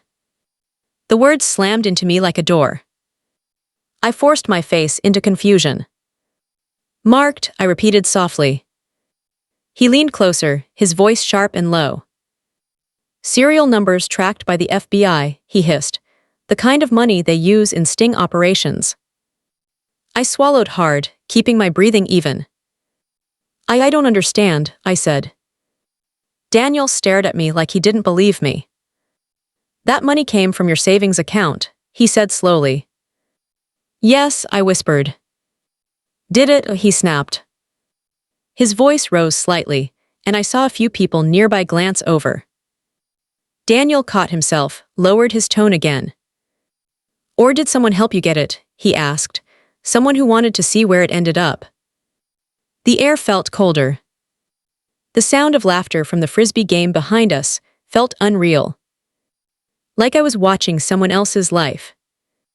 "Daniel," I said, letting my voice tremble, "you're scaring me." His eyes stayed locked on mine. "I'm scared too," he whispered. And then he said something that made my skin crawl. "The people I work with don't believe in coincidences," he said. "They think someone, talking to the cops." My throat tightened. "Someone got arrested," he continued. 3 guys, including the one who runs the warehouse." I flinched slightly. Daniel leaned in even more. "They think there's an informant," he whispered. "Someone on the inside." I let out a shaky breath. "And they think it's you?" I asked quietly. Daniel didn't answer right away. Instead, his hand slid onto my arm. The same gesture he'd used since childhood when he wanted comfort. But this time, his grip felt different. Not gentle. Not loving. It felt like a warning. "They think it's someone who had access to clean money," he said slowly. His fingers tightened just a little. "Someone who could introduce marked bills without raising suspicion." I stared at his hand on my arm. Then back at his face. Daniel's eyes looked hollow. His skin looked stretched tight over bone. Like fear had been eating him alive for days. "Someone like a sweet old lady," he whispered. My stomach dropped. My own son was using my weakness against me again. Even now. Even in panic. I forced myself to stay calm. I gave you that money because I love you, I said softly, because I wanted to help. Daniel's eyes flickered with something. For a second, I saw pain. Maybe guilt. Maybe the last bit of the boy I raised. But then it hardened again. I know, he said bitterly, that's what makes it so messed up. I swallowed. What are you going to do? I asked. Daniel glanced around the park again, then leaned closer. You're going to do something for me, he said. My heart pounded. His voice went urgent. When they ask you questions, he whispered, you don't know anything. You gave me money because you're a generous mother, nothing more. His grip tightened again. Can you do that for me? He asked. His voice cracked like he was begging. But his eyes looked dangerous. Because he wasn't asking like a son. He was demanding like a man trying to survive. And that terrified me. Because suddenly I understood. Daniel wasn't worried about my safety. He wasn't worried about my future. He was worried about himself. Always. And in that moment, I realized something even worse. If Daniel thought I betrayed him, he might not forgive me. He might not even see me as his mother anymore. He might see me as a threat. And threats get removed. I forced my voice soft. Daniel, I don't know what you mean, I whispered. But my throat burned. Because I did know. I knew everything. Daniel's eyes narrowed. He studied me like he was looking for a crack. Looking for truth. Then his gaze snapped to something behind me. His hand tightened on my arm like a clamp. I turned slightly and saw two men walking toward us. Casual clothes. No uniforms. But their movement was coordinated. Purposeful. Not random. Daniel saw them, and his whole body went stiff. Mom, he whispered, voice suddenly sharp, listen to me. He leaned closer, so close I could smell sweat and panic on him. If they think you're involved, he started. And then he stopped. Because the first man reached us. Daniel, the man said calmly. Daniel's hand dropped from my arm like it burned. He looked at me. And in his eyes, I saw it. The moment he knew. Not that he was being arrested. But that I was part of it. That his own mother had brought him here. His lips parted. Mom, he whispered. And my chest clenched so hard it hurt. The man spoke again. You're under arrest. Daniel didn't fight. He didn't run. He just sat there frozen like his brain couldn't catch up. The officer reached for cuffs. Daniel's eyes stayed on me. Wide. Shocked. Betrayed. Like a child realizing the world isn't safe. You have the right to remain silent, the officer began. But I barely heard it. Because Daniel's gaze was screaming one question. How could you? They stood him up. Cuffed him. And as they pulled him away, Daniel turned his head back toward me one last time. Mom, he said. His voice cracked. And for a second, I almost stood up. Almost chased him. Almost told the officers to stop. Because that word, Mom, still had power over me. But I didn't move. I stayed seated. And I met his eyes. And I said the only thing that was true. I told you I'd always help you, Daniel, I whispered. He blinked. Confused. Then I added quieter. I just never said how. The understanding that crossed his face was horrible. Like something inside him snapped. And then he was gone. The officers walked him toward a car parked near the sidewalk. Daniel's head bowed, his shoulders shaking. And I sat there, watching my son disappear behind the tinted window of a police vehicle. When the car pulled away, the park stayed normal. Kids kept playing. Dogs kept barking. People kept laughing. The world did not pause for my heartbreak. I sat on that bench long after the car was gone. My arms felt empty. My chest felt hollow. And the strangest part, I didn't feel relief. I didn't feel victory. I didn't feel satisfied. I felt nothing. Like my love had been drained out of me and replaced with silence. Eventually, one of the officers came over.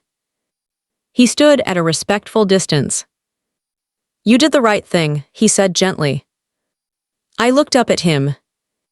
And I wanted to ask, did I?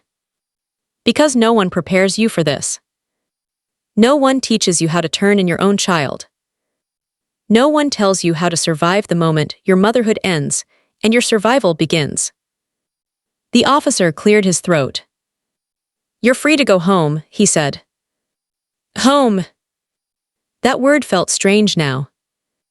Because home was where Daniel grew up. Home was where he learned my habits. Home was where he learned how to use me.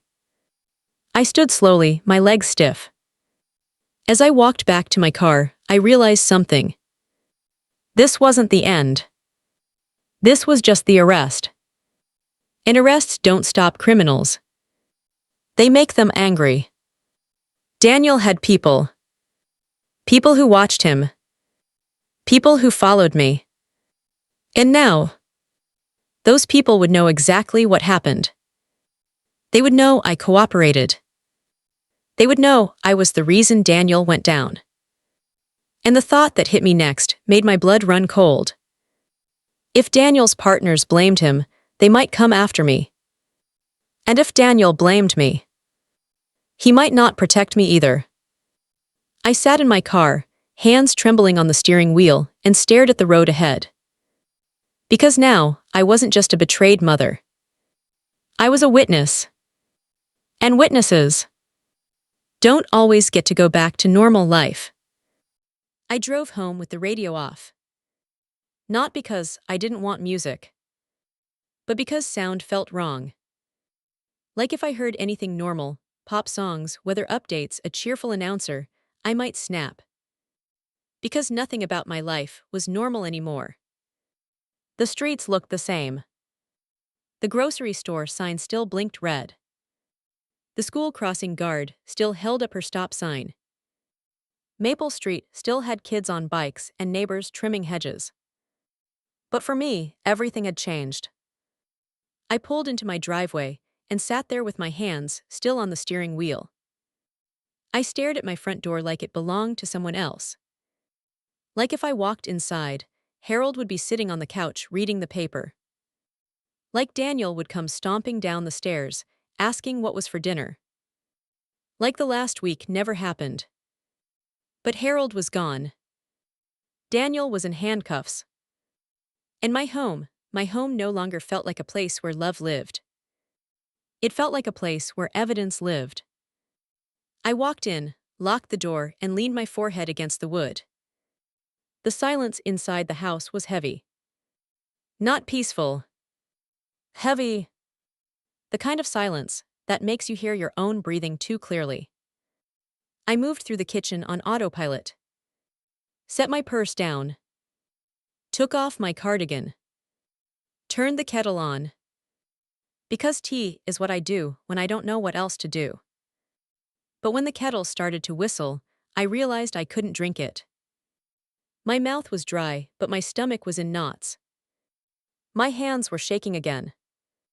So instead, I went to my bedroom and opened the safe Harold had installed years ago. Inside, tucked behind old insurance papers and my birth certificate, were the bank statements, the folder of notes, the receipts, my little pile of truth. I stared at it. The proof that my son had been stealing from me. The proof that I was right. The proof that he deserved what happened today.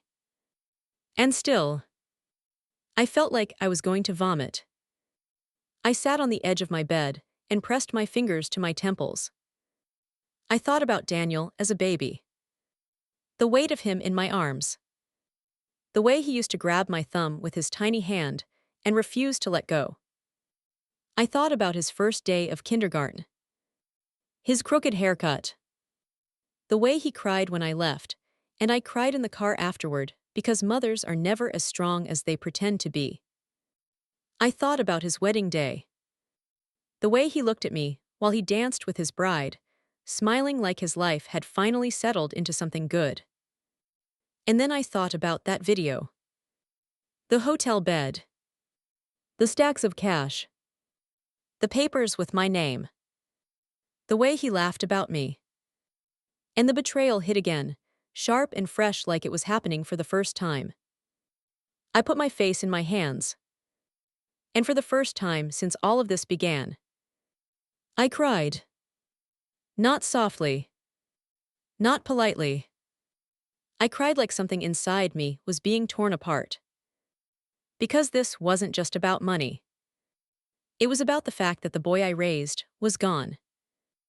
Or maybe he'd never been who I thought he was. That was the worst thought of all. When I finally stopped, the house was still silent. But now the silence felt like it was watching me. Like my home knew something happened inside these walls that couldn't be undone. I stood up, wiped my face, and went back to the kitchen. I forced myself to do the practical things. Because that's what I do when grief gets too big, I turn into a list maker. I opened my laptop, logged into my bank account, and I did what should been done long ago. I removed Daniel's access. Every password. Every authorization. Every linked account. One click at a time. Each click felt like cutting a cord. Not just from my money, but from my son. When I finished, I sat back and stared at the screen. A message popped up. Changes saved. 2 little words. So calm. So simple. As if a lifetime of trust hadn't just been erased. I closed the laptop. And that's when my phone rang. The screen showed an unknown number.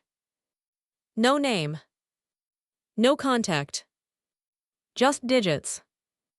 My first thought was him. The man in the coffee shop.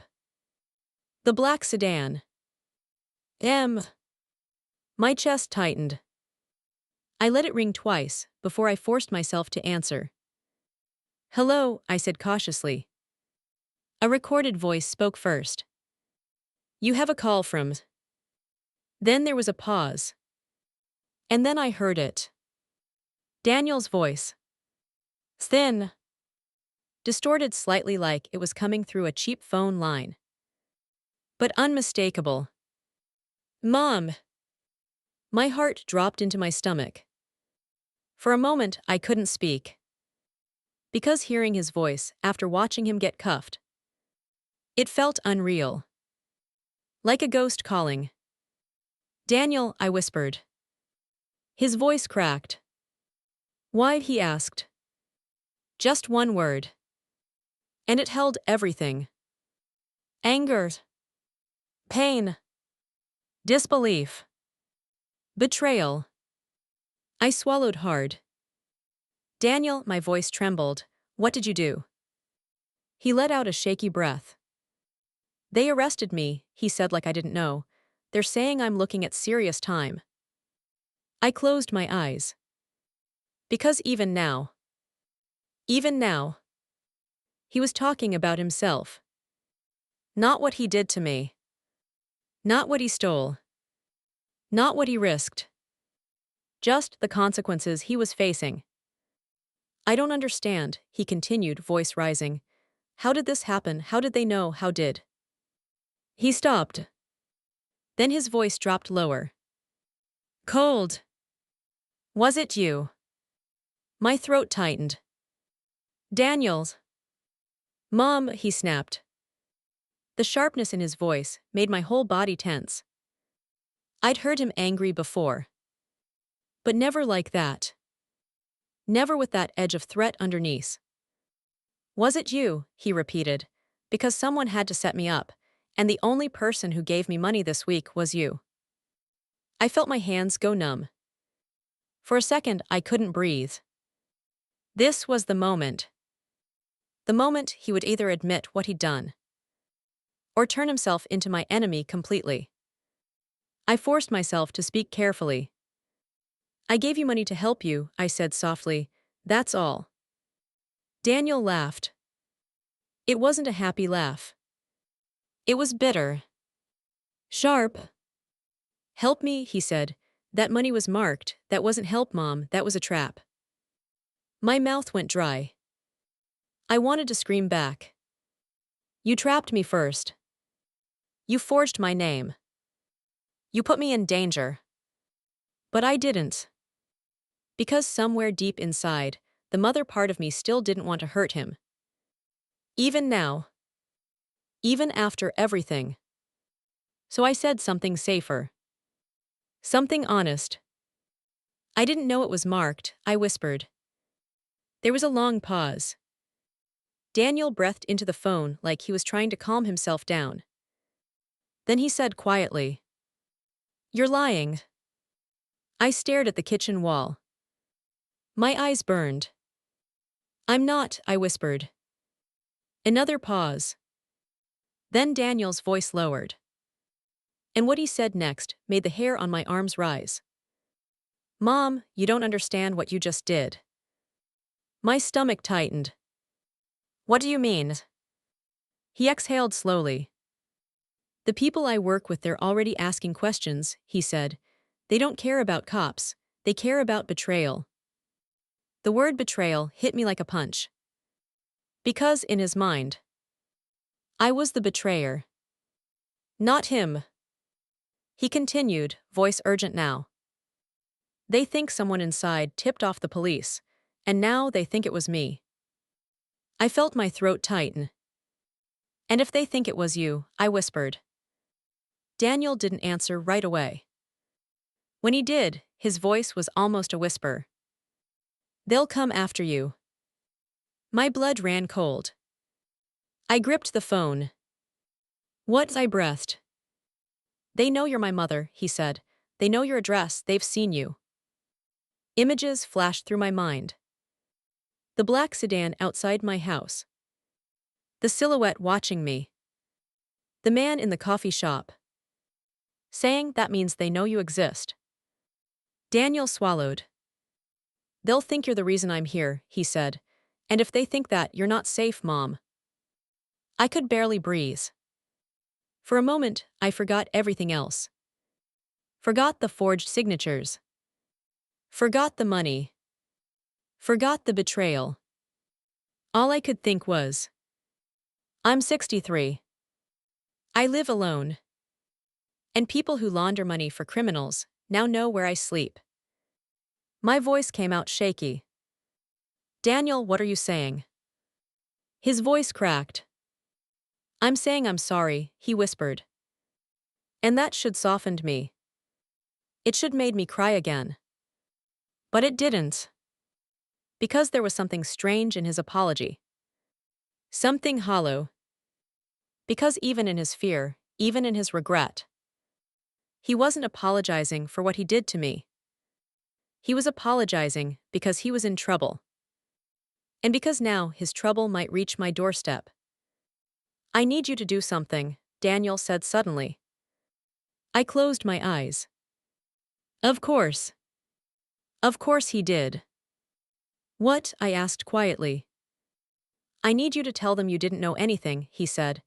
That you gave me money because you're just a generous mother, that's it. No suspicions, no bank statements. No. My breath caught. He knew her name. My stomach twisted. How do you know about? I asked sharply. Daniel hesitated. Too long. Then he said, I know a lot of things, Mom. That sentence made my whole body go cold. Because it wasn't just a son talking anymore. It was a man reminding me that he knew my life, my routines, my habits, my friends. The call disconnected suddenly. A recorded voice came back.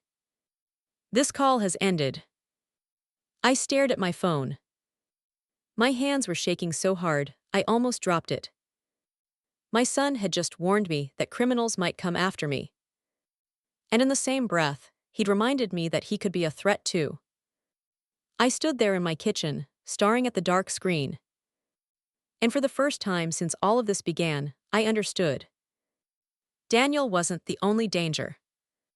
The people behind Daniel were still out there. And now, they had a reason to hate me. I grabbed my phone and called immediately.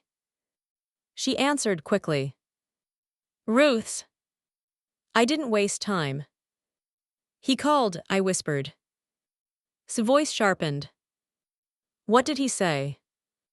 I told her everything. The accusation. The marked bills.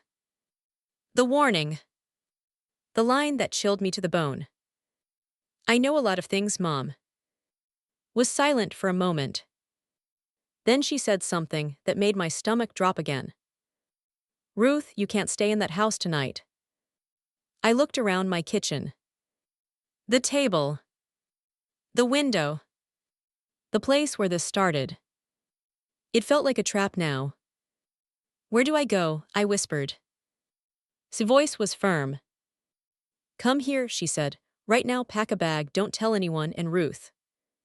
She paused. And when she spoke again, her voice was low and serious. Look outside before you step out. I held my breath and walked slowly toward my living room window. Pulled the curtain back just an inch. And there it was. A black sedan parked down the street. Tinted windows. Engine idling. Still. Watching. I didn't even pack properly. I threw things into an overnight bag, like I was running from a fire. A few changes of clothes. My toothbrush.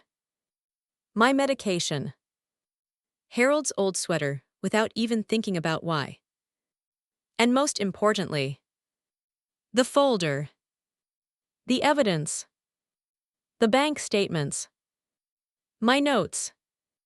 Everything I'd written down since that first video. Because if something happened to me, I needed someone to know the truth. Before I left the house, I did what told me. I turned off all the lights. I checked the windows. Then I stood at my living room curtain and looked out again. The black sedan was still there.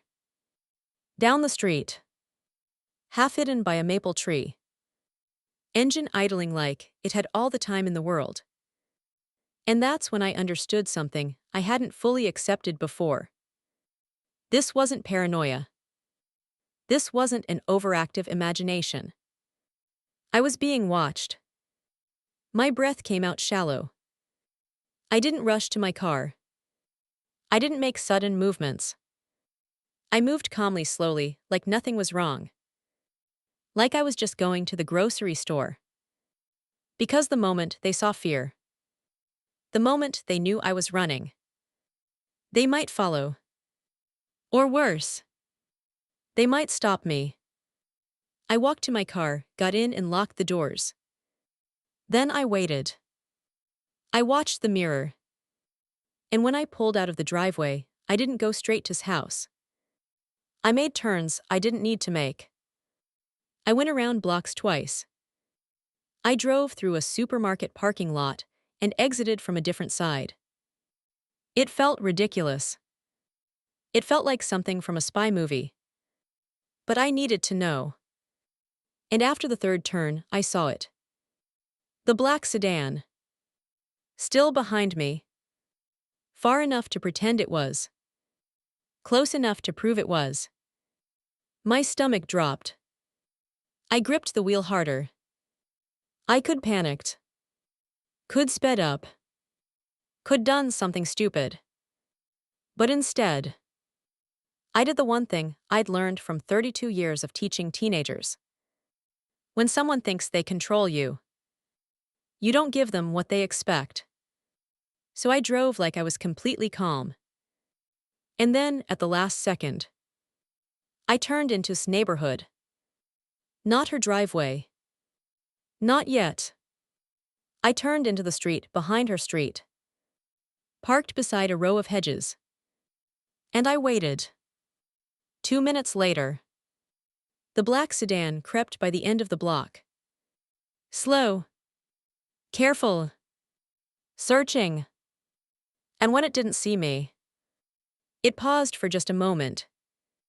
Then it rolled forward again. And that pause told me everything. This wasn't a random car. This wasn't a lost neighbor. This was someone looking for me. My hands trembled as I started the car again and drove straight to his driveway. Opened the door before I even knocked. She pulled me inside like she was rescuing me from a storm. "Oh, honey," she whispered, "come in." Her living room felt warm. Safe. And for the first time in days, I realized how exhausted I was. The kind of exhaustion that settles in your bones. Locked the door, pulled the curtains, and guided me to the couch like I was fragile. But I wasn't fragile anymore. I was terrified, yes. But fragile.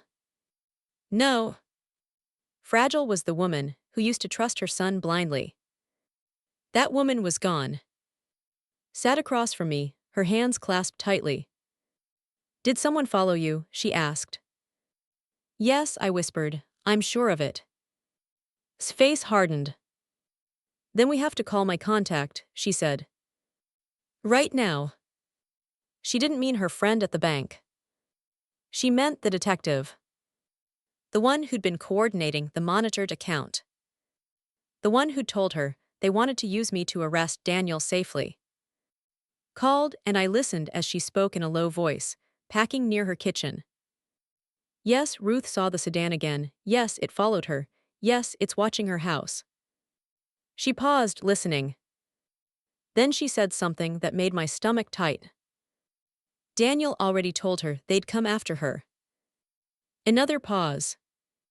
His face changed, her eyes narrowing like she'd just heard something shocking. I sat up. "What is it?" I whispered when she finally hung up. Didn't answer right away. She walked over, sat beside me, and gripped my hand.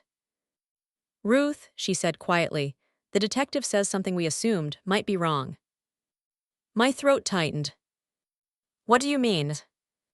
Swallowed. "We assumed Daniel was the main person running this," she said, "but he's not." I blinked. "He's not," I repeated. Shook her head slowly. "Daniel was a runner," she said. "A middleman, a pipeline, but the operation, the real operation, it's bigger." My chest tightened. Bigger. I thought about the stacks of cash. The warehouse. The man who nodded at Daniel. The black sedan. Of course it was bigger. Continued, voice lower now. "They've been monitoring multiple accounts tied to the warehouse raid," she said. "And guess what they found?" I stared at her. "What?" His eyes flashed with anger. "They found the same pattern," she said. "Not just in your account, in others too." I felt my breath catch. "Other victims." Nodded. "Older people," she said. "Retirees, people with clean records, people who wouldn't raise suspicion." And here's the part that made the detective's voice change. She leaned closer. "They all bank at the same branch," she whispered. My stomach turned. "The same branch," I repeated.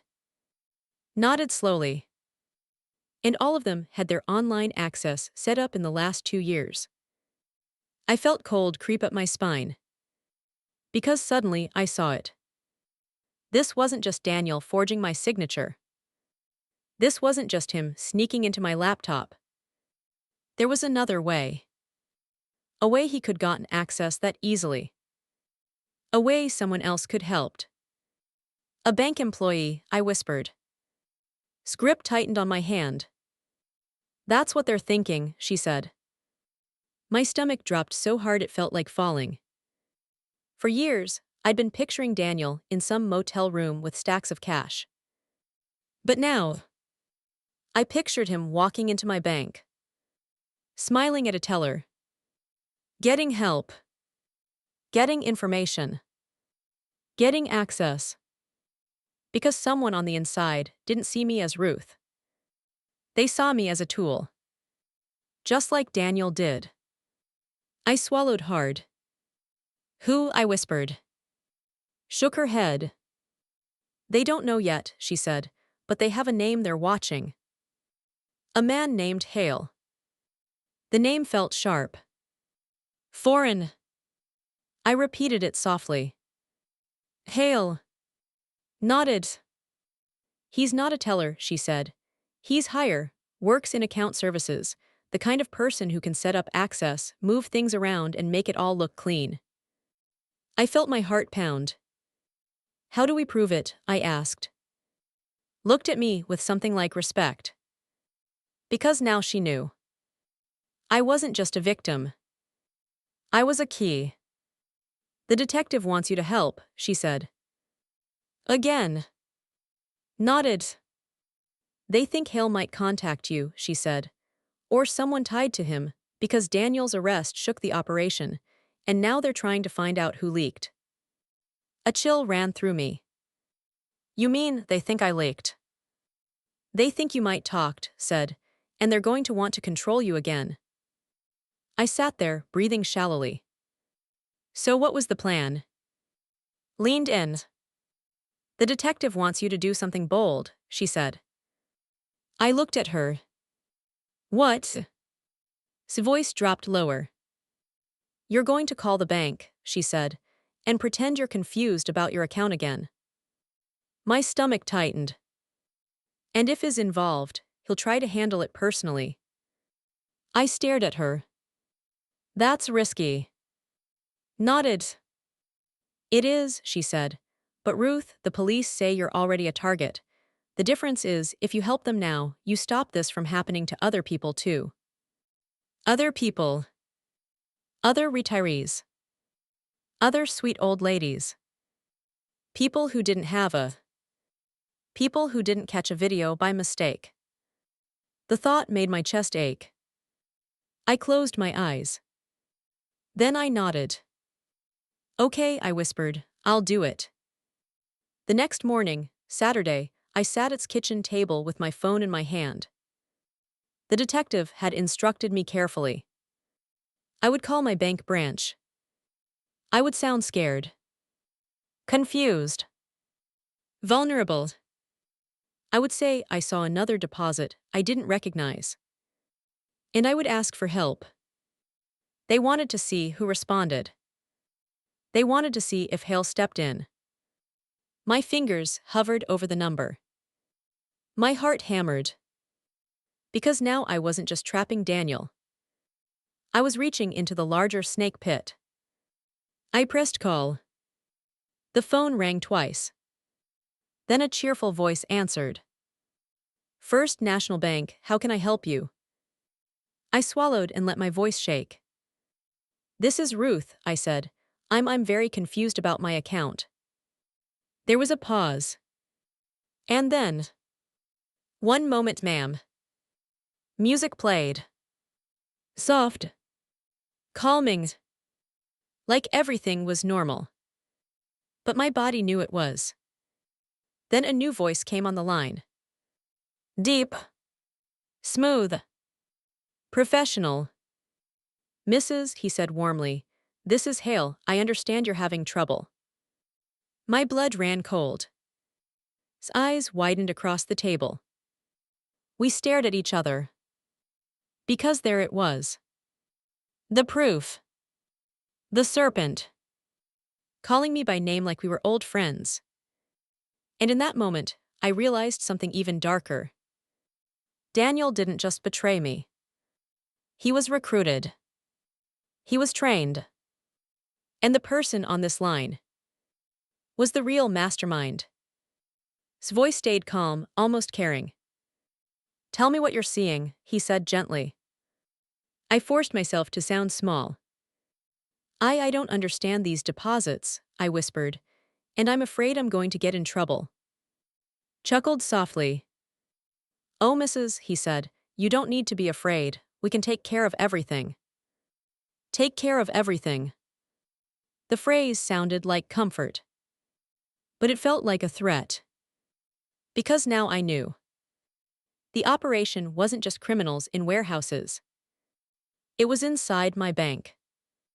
Inside the place I trusted with my whole life. And Hale was calling me. Because he thought I was still his perfect little victim. But he didn't know one thing. He didn't know I was recording. He didn't know police were listening. And he didn't know I had stopped being sweet. Hale's voice on the phone was so calm, it almost made me doubt myself. Almost.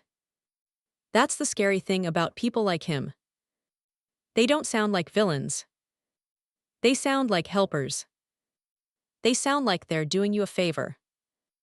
And when you're older, when you've lived long enough to know that the world can be cruel, you want to believe in kindness. Used that. He used my age. My loneliness. My confusion. He spoke slowly, gently, like he was explaining something to a child. "Mrs., he said smoothly, "sometimes deposits show up with unfamiliar descriptions because companies process them in batches. It's perfectly normal." I kept my voice shaky. I'm worried," I whispered. "I don't want to get in trouble." "Oh, you won't," replied warmly. "Not if you let us handle it." Sat across from me, her face pale, one hand pressed against her mouth. The detective was listening too. They'd set up the call on speaker through a secure device. Didn't know that every word he spoke was being recorded. He didn't know his own confidence was becoming his evidence. He continued. "Can you tell me the deposit amount?" he asked. I glanced down at the fake number the detective had given me. "About 4,800, I said. "Ah, yes," said immediately, like he already knew. "That makes sense." That right there was the moment. Because how could it make sense, unless he was expecting it? My stomach churned, but I kept playing my part. "What should I do?" I asked softly. Chuckled. "Well, first, don't panic," he said. "Second, we'll make sure everything stays below reporting thresholds." The detective's eyes flashed. Squeezed my hand under the table. Had just said the quiet part out loud. Below reporting thresholds. That wasn't normal banking advice. That was criminal coaching. I swallowed hard. "So I shouldn't tell anyone?" I asked. "Exactly," said smoothly. "You don't want to confuse things, and honestly, if you call around asking questions, you might trigger unnecessary reviews." Reviews. The word sounded harmless, but the message was clear. Stay quiet. Stay obedient. Let us use you. Continued. "Now I'll need you to confirm your online access," he said. "Do you still have that old password?" My throat tightened. This man was about to walk me right into the trap again. Only this time. I was the one holding the rope. "I think so," I whispered, "but I get confused with passwords." Laughed lightly, like I was adorable. "No worries," he said. "We can reset it together, I'll guide you. It'll only take a minute." His eyes filled with rage. Because she knew what I knew. He wasn't trying to help. He was trying to regain control. And that's when the detective gave me a subtle nod. It was time. I let my voice tremble even more. I said softly, I have to ask, will this affect my son?" There was a pause. Just a small one. But it was real. Then replied carefully. "Mrs., he said, voice still smooth, "your son's situation is separate." Separate. Like Daniel was disposable. Like Daniel was only a piece. A runner's. A pawn. Cleared his throat. But if you cooperate, he added quietly, we can make sure things don't get worse. There it was again. Comfort wrapped around threat. I forced myself to inhale slowly. Okay, I whispered, pretending to surrender. And then I said the words the detective told me to say. I said, can you just confirm something for me, that you're the one who set up my online access last year? There was a silence. Longer this time. The kind of silence that makes your skin crawl. When finally answered, his voice had changed slightly. Still polite. But harder. I don't recall, he said. I swallowed. But you do have access to those records, right? I asked innocently, because my friend said only someone higher up could set it up. His eyes widened. His breathing came through the phone. Slow. Controlled. Then he said, Mrs., who have you been speaking to? And suddenly, there it was. The mask slipped. Not completely. But enough. I let my voice shake like fear. I just want to be safe, I whispered. His tone sharpened. You are safe, he said, as long as you do exactly what I say. As long as you do exactly what I say. The words sat in the air like poison. The detective mouthed, that's enough. And then the call ended. Not because hung up. Because the detective cut the line. Let out a breath like she'd been holding it for days. I sat there shaking, staring at my phone as if it had just bitten me. The detective's voice came through, calm and firm. That was perfect, he said. We have him. 2 days later, the news broke. Not on TV right away. Not with dramatic headlines. But it spread through town like wildfire. First National Bank employee, arrested for fraud and laundering conspiracy. Warehouse operation linked to multiple accounts. Dozens of victims. Older customers. Retirees. People like me. Hale had been using his position to set up access, approve transfers, and guide criminals on how to keep transactions under reporting thresholds. The bank had covered it up for months. Because banks hate scandal. But now, they couldn't. Not with recordings. Not with evidence. Not with raids. And not with me. Because for the first time in my life, I had become the kind of woman who doesn't stay quiet. Daniel's sentencing took longer. Months. Court dates. Interviews. Meetings with lawyers. I cooperated fully. I signed papers. I told my story. And every time I walked into that courthouse, I felt like I was walking into grief. The day I saw Daniel again was the hardest. He sat at the defendant's table in an orange jumpsuit. His hair was shorter. His face thinner. He looked small. Not physically. Spiritually. Like the life had been drained out of him. When he saw me, his eyes hardened. Not with hate exactly.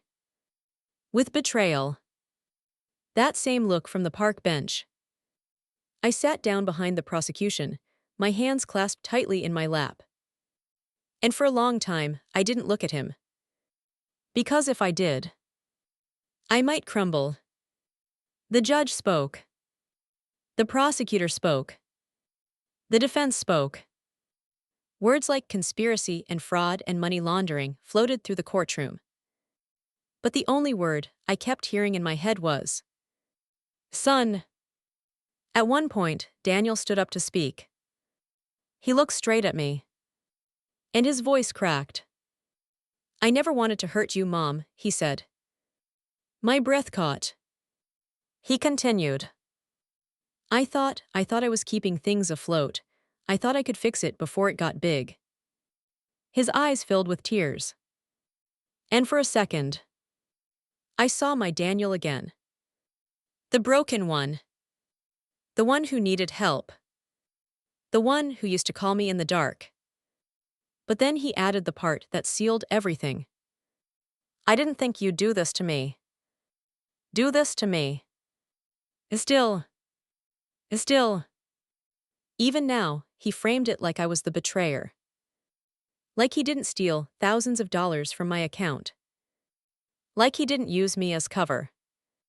Like he didn't put my life in danger. My chest tightened. And when the judge asked if I wanted to speak, I stood up. My legs trembled, but my voice didn't. Your Honor, I said clearly, I loved my son more than I loved myself. Daniel flinched. I continued. That love made me blind, I said, and he used that blindness to hurt me. The courtroom was silent. I swallowed. But I'm still his mother, I said, and that's why I'm here. I looked directly at Daniel. And that's why I did what I did, I said, because a mother's love isn't supposed to be a weapon her child uses. Daniel's eyes dropped. The judge nodded slowly. And when the sentencing came, Daniel received time. Not life. Not something extreme. But enough. Enough to force him to face what he became. Enough to protect others. Enough to show him that love doesn't erase consequences. When everything was over. When Hale was in prison, when the bank settled with the victims, when the warehouse operation collapsed. I went back to my kitchen table. The same place where this story started. I made tea. I opened my window. And I watched a robin hop across my deck. Just like it had on that first morning. The world hadn't changed. But I had. I wasn't a sweet old lady anymore. I wasn't a background character. I wasn't someone's tool. I was a woman who survived betrayal. And still chose truth. And if there's one lesson I learned, it's this. Love without boundaries becomes a chain. And chains can be used against you. A mother should love her child. But she should never destroy herself to prove it.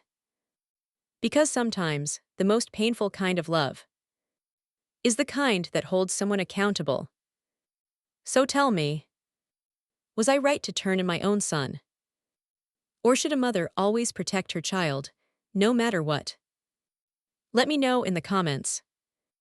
And if you've ever been betrayed by someone you trusted, subscribe to Never the End Story. Because the best chapters of your life don't end when you get hurt. Sometimes, they begin when you finally stand up.